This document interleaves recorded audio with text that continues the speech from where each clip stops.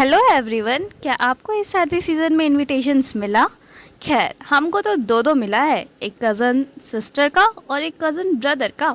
तो पहला इनविटेशन जो हमको मिला है वो शादी बेसिकली है पलामू में।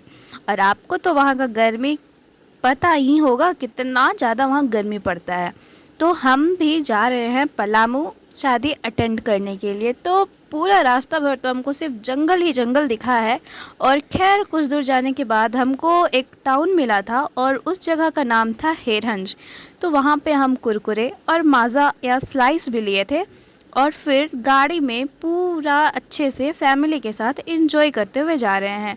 और फिर हम पहुँचते हैं सतबरवा के थोड़ा सा आगे, जो कि था मेरा स्टेशन पे तो हम लोग पहुँच गए हैं गाइस। और इधर सब लेडीज़ लोग अभी फेस वॉश कर रही है, सब सुंदर सुंदर बनेगी। और ये है हमारा ड्रेस चेंज करने वाला एरिया। एंड मैं दिखाती हूँ पीछे वाला, ये है वो जगह जहाँ शादी होगा। अंदर है डेकोरेशन।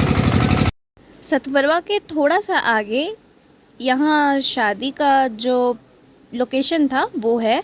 और यहाँ पे पहुँचने के बाद वाकई बहुत ज़्यादा गर्मी था। खैर हम लोग मम्मी आंटी सारे गाइस इतना गर्मी है, इतना गर्मी है कि अंदर लाइट कटा हुआ है। हम लोग बाहर आके अपना मेकअप कर रहे हैं और बार बार लाइट कट जा रहा है। फ़ैन का भी नसीब नहीं हो रहा है हम लोग को। सबका मेकअप तो हम लोग कर दिए और लास्ट में हम लोग बच गए हैं। आई थिंक बारात अब 10 मिनट में आने वाला है और हम लोग अभी तैयार हो रहे हैं।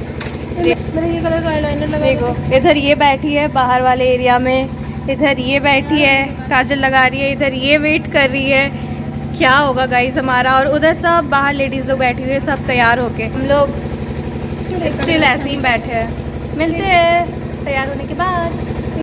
अपने आप को रेडी करने के बाद हम लोग लग गए अब दुल्हन को तैयार करने के लिए।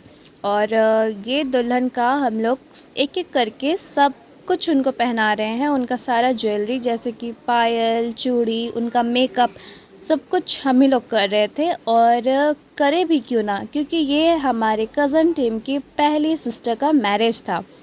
तो हम लोग बहुत एक्साइटेड थे अपनी दीदी का मेकअप करने के लिए। और उनको पहले से बोल के रखे थे कोई मेकअप आर्टिस्ट नहीं चलेगी आपके शादी के दिन, क्योंकि हम इतनी सारी कज़न्स हैं तो उसका क्या फ़ायदा जब हम मेकअप ही ना कर पाए अपनी ब्राइड का। तो उनको काफ़ी अच्छे से सजाने के बाद, एकदम अच्छा से दुल्हन वाला लुक देने के बाद, उनका कुछ लुक कुछ इस प्रकार था। बट वो फिर भी अपने फ़ोन कॉल पे बिज़ी थी, कभी अपने भैया को कॉल कर रही थी एंड समथिंग एल्स। तो फिर ये है वो दूल्हे का भाई एंड मेरे भैया जो कि मेकअप कर रहे हैं फ़िलहाल। ये कैसे पीछे रह सकते हैं, क्योंकि ये तो दूल्हे के भाई है। तो इनको भी हम लोग बहुत अच्छा से टचअप करवा दिए, इनका बाल वाल अच्छे से झाड़ दिए और फिर भैया को एकदम हम लोग तैयार कर दिए हैं। और मेरे भैया वाकई काफ़ी अच्छे लग रहे हैं। और बारात का स्वागत का तैयारी करने के लिए भैया बहुत जल्दी जल्दी रेडी हो रहे थे।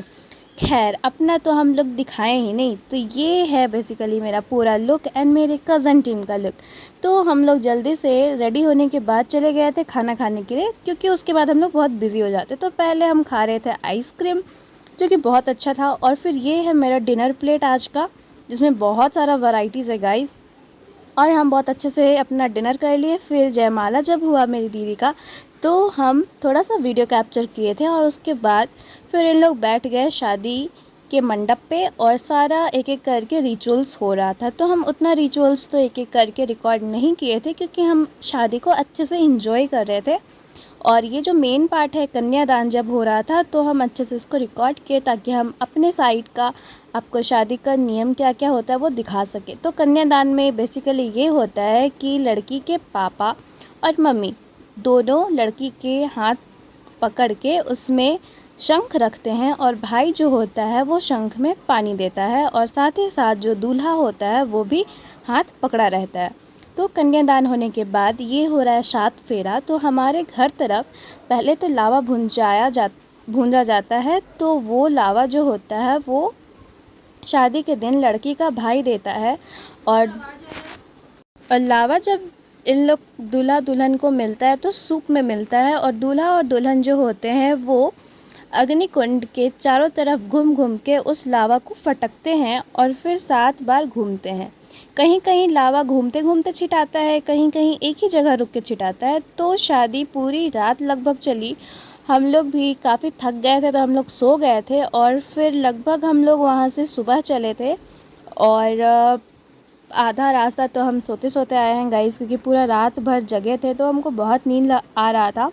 और फिर रास्ते में जब हम लोग जा रहे थे तो काफ़ी भीड़ मिल रहा था, और क्योंकि उस दिन बहुत अच्छा लगन था शादी का, तो साथ साथ हमें शादी की गाड़ियाँ भी बहुत सारी देखने को मिली थी। और हम बहुत ज़्यादा रिकॉर्ड तो नहीं किए, बट हमको लगता है उस दिन कम से कम 10-15 तो हम लोग देखे ही होंगे शादी की गाड़ी। तो अच्छा, मिलते हैं अगले व्लॉग में, तब तक के लिए बाय बाय।